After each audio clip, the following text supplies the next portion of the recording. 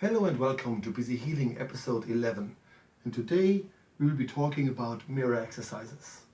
There's a million and one ways of doing different mirror exercises. Back in the day, what happened was that's at least in shamanic lore, the shaman would see himself in the water and recognize himself in the water, and he would touch the water and thought that the ripples would bring his soul to other souls and his wisdom to other people. But also he would be able to look at himself in a detached way.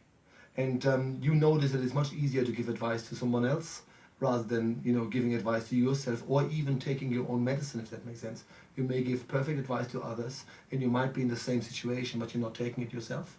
And this is why it is sometimes important to look into the mirror and see what the relationship you have or is that you have with yourself. And what I'm going to show you here today is how you talk to your soul. All you need to do, and all you need, by the way, is a mirror.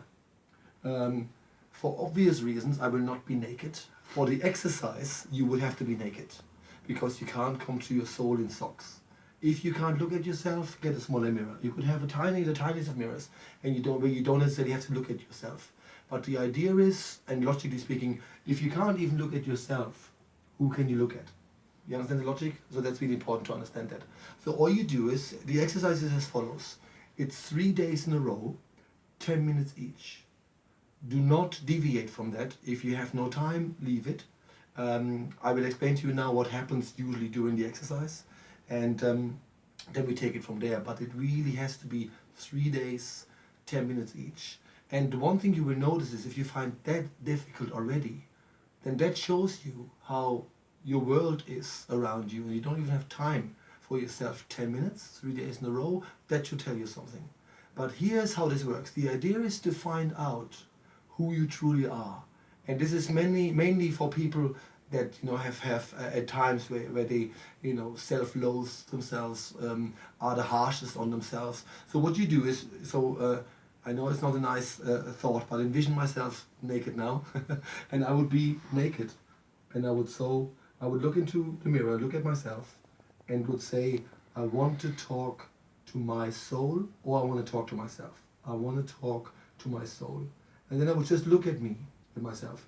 Sometimes you find it difficult. It is perfectly fine once you have established a connection with yourself, to even close your eyes. You don't have to always look into the mirror. It's not like that you have to stare at yourself. But you're asking to talk to your soul. And how this usually works, and this is sort of a word of advice, the first day is not great, because the mirror shows you exactly how you deal with yourself. So when you do this the first day, you will see all the wrinkles, all the growth feet, everything you don't like about yourself, you will have.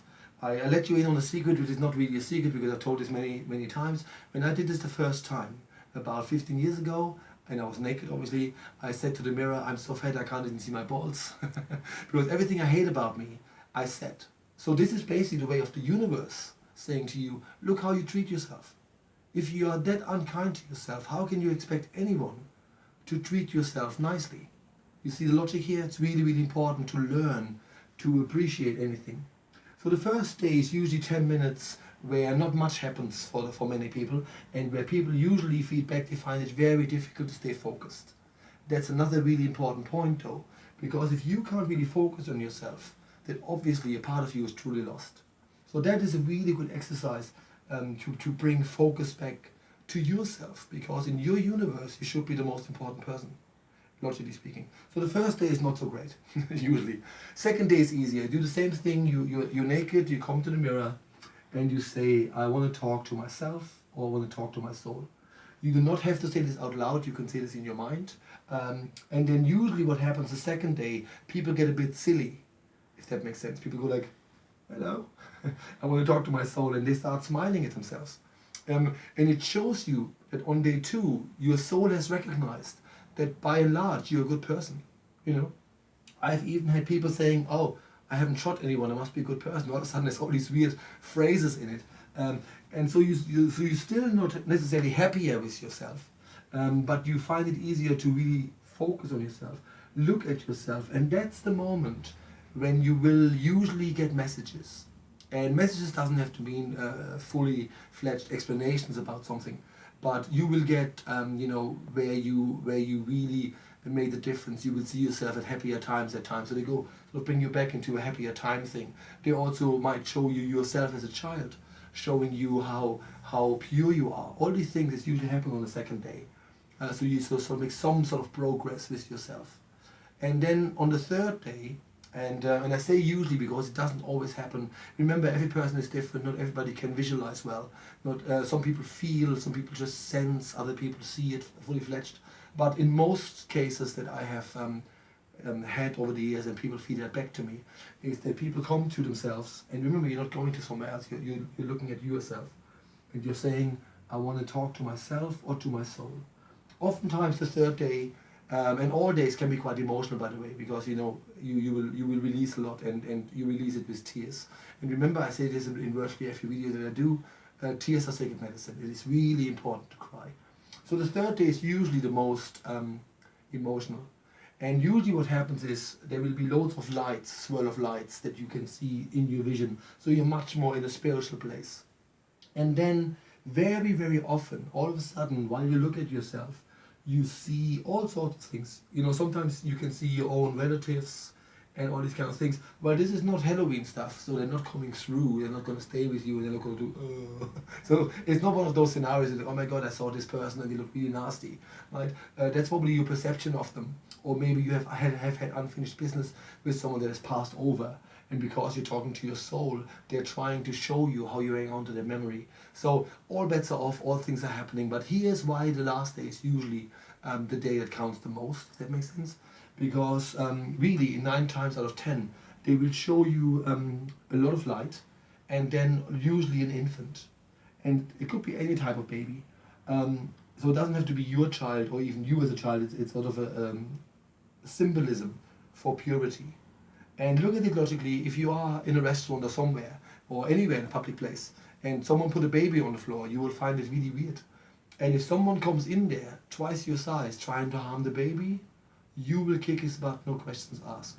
You will not have that infant harmed in any shape or form, even though this child has got nothing to do with you, right?